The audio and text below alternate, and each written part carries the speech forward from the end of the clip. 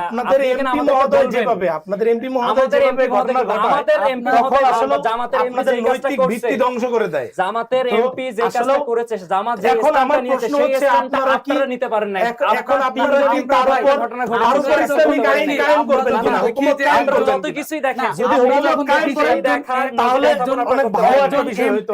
একজন এমপি হচ্ছে মহিলাদেরকে পর্দার কথা বলে, বিভিন্ন ন্যায় ইনসাফের কথা বলে, এবং বলার পরে যখন দেখি যে সে হচ্ছে আরেকটা মেয়েকে নিয়ে রুমের ভেতরে তারপর প্রকাশ্যে আসে, এরপর শাস্তিপ্রাপ্ত হয়েছে, তখন আমাদের একজন আপনি ইসলামের পথে ডাকবেন, ডাকার পরে আবার আপনি কুকর্ম করবেন, এটা তো আসলে হইতে পারে না। এটা জুলাইয়ের দিকে, একেবারে জুলাই আগস্টের একেবারে শুরুর দিকে ভাইদের অফিসিয়াল ভাবে প্রথমে জানা হলো যে প্রাথমিকভাবে আমাদের প্রায় 24 জন শহীদ হয়েছে। পরবর্তীতে সেই দাবিটা এক বছরের মাথায় হয়ে গেল 153 জন। তারপর হচ্ছে যে কিছুদিন পর ওই দাবি হয়ে গেল 142 থেকে 140 থেকে 144 জন। আবার বিএনপি যখন চলে আসছে সেই দাবিটা হয়ে গেছে 734 জন, যে এই জুলাইয়ে আমাদের শহীদের সংখ্যা হচ্ছে যে এত জন। এটা শুধু ছাত্র দলের 142 জন। এই ছাত্র দলের 142 জন এখান থেকেই আসছে। যখন আমরা মুভমেন্ট করি তখন তো কে ছাত্র দল, কে শিবির, কে ছাত্র শক্তি, কে কোন দল করে এটা তো আমরা দেখি না। এটা তো আমরা বিবেচনা করি। কিন্তু যখন আপনারা হিসাব বলা হয়েছে যে আমার দল থেকে 10 জন, আমার দল থেকে 5 জন, আমাদেরকে যখন বলা হয়েছে 0% কন্ট্রিবিউশন 100% সেলিব্রেশন, তখন আমাদেরকে সব 753 জন দাবি করতে হবে। আমাদের শীর্ষ নেতৃবৃন্দ, আপনি বলেন যে ছাত্র দলের সভাপতি রাকিবুল ইসলাম রাকিব এবং শীর্ষ নেতৃবৃন্দ নেতৃত্ব নাসিরউদ্দিন নাসির পল্টনে যেভাবে ভূমিকা রেখেছে, তার পাশে ঢাকা কলেজের মিল্লাত গুলিবিদ্ধ হয়েছে, আমরা তার সাথে ছিলাম। পাশাপাশি রাকিব ভাই তো হাতে আঘাতপ্রাপ্ত হয়েছে, গুলিপ্রাপ্ত হয়েছে। আপনারা যারা বলেছে যে 0% কন্ডিশন, তাদের কোন শীর্ষ নেতৃবৃন্দ মাঠে স্পেশাল কোন ভিডিও ভাইরাল করে দেখাতে পারবে না। আমি বলি দলকে এই এনসিপি থেকে আলাদা করতে হবে, জামাত থেকে আলাদা করতে হবে, এদেরকে ডিভাইড করতে হবে। এই ডিভাইডেশনের জন্য ওই ন্যারেটিভটা সারা হয় এবং আপনারা সেটা খুব ভালোভাবে গ্রহণ করছেন, এবং এই দিক থেকে আওয়ামী লীগ খুব ভালোভাবে সফল। এই ন্যারেটিভ যারা ব্যবহার করেছে, আমরা দেখেছি যে তারা বিভিন্ন সিভিল বা ছাত্র সংগঠনের দায়িত্ব। ধন্যবাদ। এই জন্য আসলে বলি যে আসলে যখন আপনি ক্রেডিটের রাজনীতি করবেন নিজেকে, এটা অনেকে কে বলছে, ভাই তো একবারে শাহিন ভাই খুব ভালো করে বলে দিল যে আসলে এটা আওয়ামী লীগের সাজানো গোছানো একটা ন্যারেটিভ, যেই ফাঁদে আপনার পা দিয়েছেন এবং আপনার পিছলে গেছেন। কারণ আপনারা যতবারই কথা বলছেন ততবারই ভুলভাল মিথ্যা তথ্য দিয়েছেন এবং একটার সঙ্গে আরেকটা কন্ট্রাডিক্টরি। যখন আপনি বলেন যে বিএনপির হচ্ছে 734 জন আমার শহীদ, তখন আসলে এই জায়গায় খটকা লেগে থাকে। যখন আপনি 144 জন থেকে 142 জনের তালিকা দেন, সেই তালিকার ভিতর থেকে 12 জন তবলিগ, জামাত, শিবিরের নাম চলে আসে।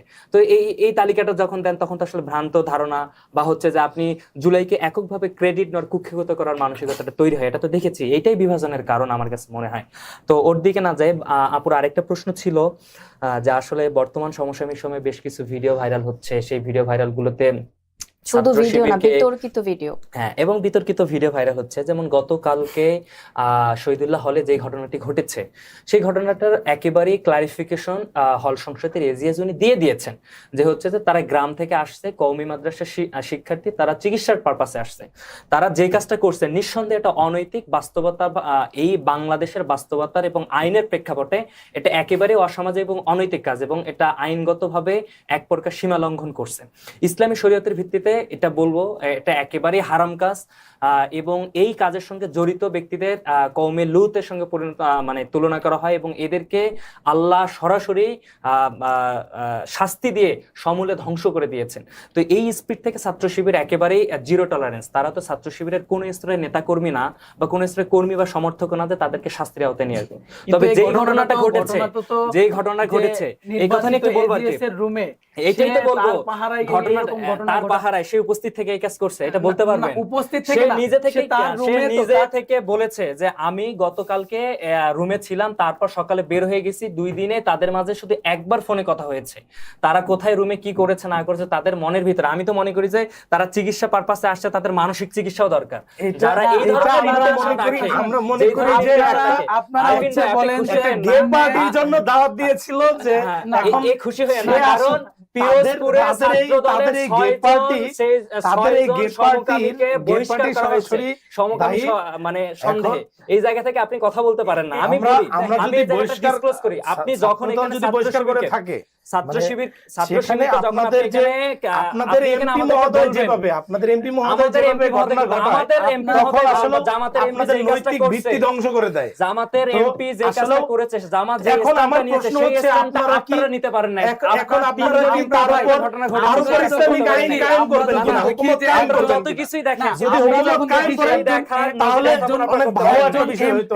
একজন এমপি হচ্ছে মহিলাদেরকে পর্দার কথা বলে, বিভিন্ন ন্যায় ইনসাফের কথা বলে, এবং বলার পরে যখন দেখি যে সে হচ্ছে আরেকটা মেয়েকে নিয়ে রুমের ভেতরে তারপর প্রকাশ্যে আসে, এরপর শাস্তিপ্রাপ্ত হয়েছে, শাস্তিপ্রাপ্ত হয়েছে, তখন তাহলে আমাদের প্রথমে একজন আপনি ইসলামের পথে ডাকবেন, ডাকার পরে আবার আপনি কুকর্ম করবেন, এটা তো আসলে হইতে পারে না। আপনি একজন সবচেয়ে বড় যে অ্যালার্মিং বিষয়টা, সবচেয়ে বড় যে অ্যালার্মিং বিষয়টা সেটা হচ্ছে যে এই মেয়েটা নাবালিকা।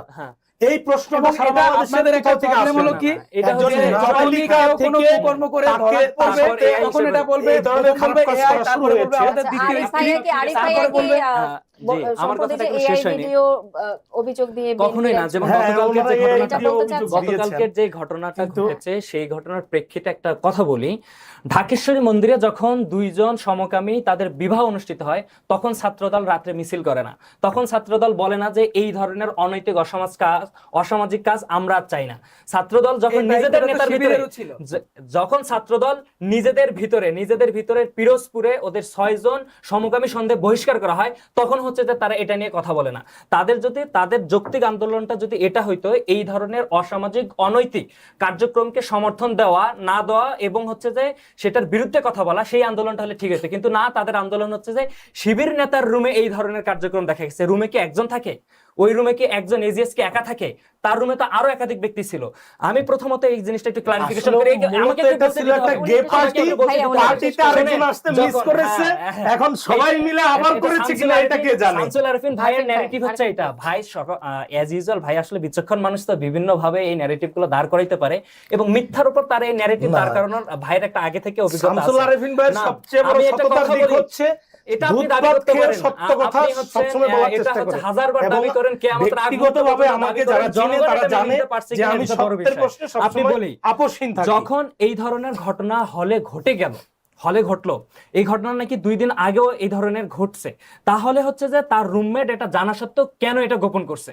তাহলে হচ্ছে গোপন করার পিছনে অবশ্যই একটা দুর্বিসন্ধির কারণ ছিল।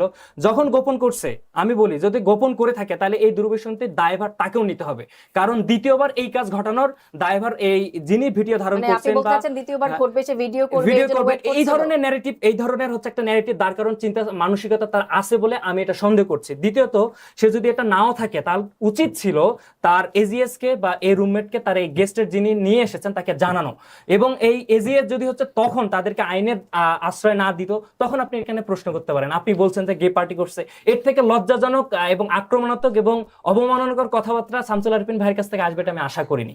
আমি বলি প্রমাণ থাকার পরেও যেহেতু আপনারা অস্বীকার করছেন, এই ব্যক্তি যদি ভিডিও না করতে, এভিডেন্স না রাখতো, তাহলে কি কোটি কোটি বার বলে থাকেন, এইভাবে চার্জ করা যায়, আপনারা সেটা স্বীকার করতেন কিনা? করতেন না, কারণ 71 এ যেভাবে সারা বাংলাদেশ ঘুরে ঘুরে 71 এ চলে যাবেন এবং মানুষকে যেভাবে 71 মানুষের মুখোমুখি হয়েছে, আপনারা হাসিনা ঠিক একই ন্যারেটিভে গেছে এবং হাসিনার ন্যারেটিভকে হাসিনাকে আমদানি করবেন না, কারণ আপনারা হাসিনার সাথে ছিলেন, হাসিনার পিছনে ছিলেন, হাসিনার সামনে ছিলেন, এবং একটা স্বৈরাচার যখন দাঁড়ায়, স্বৈরাচারের ঊর্ধ্বের নিচে হাজারবার যেভাবে রাডিকাল গোষ্ঠী সারা পৃথিবীতে যেভাবে দাঁড়ায়, আপনারা সেভাবে দাঁড়িয়েছেন, সেভাবে থেকেছেন, সেভাবে বিকশিত হয়েছেন, যে কারণে সারা বাংলাদেশে 5 তারিখ পরবর্তী সময়ে মানুষে মানুষে বিভক্তি, মানুষে মানুষে যে সংঘাত, কালচার, আপনারা সেখানে স্বৈরাচারের ঊর্ধ্বে নিচে ফুলে ফেপে উঠেছেন এবং আপনাদের প্রত্যেকটা ক্যাম্পাসের আনাচে কানাচে আপনারা পরিচিত, আপনারা জানেন, আপনারা সঠিকভাবে দখল করেছেন, এবং আমরা মনে করি এনসিপির মতো একটা সংগঠনকে আপনারা বিভিন্নভাবে গ্রাস করার চেষ্টা করছেন। যারা রাজনৈতিকভাবে সুন্দর করে বিকশিত হতে পারত, তাদেরকে আপনারা বিকাশের পথে বাধার সৃষ্টি করেছেন, তাদেরকে বিভিন্নভাবে ব্ল্যাকমেল করেছেন, কুক্ষিকৃত করার চেষ্টা কি করেছেন, blackmail করছে? আমরা এটার কিভাবে নিন্দা blackmail জানাই। করছে? আমরা কোথায় করছে? আপনাদের কোন বাস্তব উদাহরণ দেখাতে পারবেন? আপনাদের যে আমি বলি, আপনাদের যে এই সেক্রেটারি ছাত্রদল নীলফামারী কি থেকে করেছে? নির্বাচন করেছে, ফেল করেছে, উনি ছাত্রদল বলেছেন যে কি উনি করছে? একটা বিবৃতিতে বলেছেন হ্যাঁ, যে তোমরা কি বাবা চিনো না, এই ধরনের একটা কথা বলেছেন। এগুলো তার আপনার মানে সাজানো কি? গোছানো এখন একটা তার- narrative। শোনেন, তার আমি মানে বলে রাখি, হচ্ছে যে আমার- ওনারা বুঝাতে আরেকটু চান আপনার কথা তোমরা শোনা যদি আমি আমাদের বলি, বিরুদ্ধে আপনার যাও, কথা শোনা আমি আমাদের বলি। বিরুদ্ধে নোংরামি আমি করা বলে হবে, রাখি, এবং সেই নোংরামিটাই আমরা দেখেছি। ক্যাম্পাসে আরেকটা একটু ক্রেডিটের শেষ করতে রাজনীতি, চাচ্ছি। ক্যাম্পাসের বিভাজনের রাজনীতিটা একমাত্র ছাত্রদল শুরু থেকে শুরু করেছে। আমরা দেখেছি যে এটা আমাদের একটা এই যে হাস্যকর দাবি, এটা ক্যাম্পাসের কোন দিকেই যায় না। বলার পর আপনি ছাত্রশক্তির সুযোগ পাবেন। আহ্বায়ক ফয়সাল মুরাদকে ধাক্কা দিয়েছে এবং এটা নিয়ে বিশাল জ্ঞানজান তৈরি করেছে, ক্যাম্পাস পরিস্থিতি অস্থিতিশীল করেছে এই ছাত্রদল। এই ছাত্রদলে আমরা দেখেছি ছাত্র ফ্রন্টের ইভান যে এখানকার সভাপতি ছিল, তার সঙ্গে হচ্ছে যে শুধুমাত্র একটা ব্যানার টাঙ্গানোকে কেন্দ্র করে হানানি পর্যায়ে চলে গেছে। এই ছাত্র দলেই হচ্ছে যে ক্যাম্পাসে শিক্ষকের গায়ে হাত দিয়েছে, ক্যাম্পাসকে অস্থিতিশীল করা, জুলাইকে ক্রেডিটবাজি করা এবং নিজের মাঝে কুক্ষিগত করার মানসিকতায় এই বিভাজন বিপ্লবকে চূড়ান্ত পর্যায়ে না দিয়ে যাওয়ার কারণ। এই যে এখন যে ঘটনাগুলো ঘটতেছে, আপনাদের মানসিকতার মাঝে যদি এইটা থাকতো, এই ধরনের অপকালচার, অপসংস্কৃতি দেশের ভিতর আমরা হইতে দিব না, তাহলে আপনারা এইটা নিয়ে কথা বলতে পারেন। এটা নিয়ে কথা না বলে তা আপনারা কি বললেন?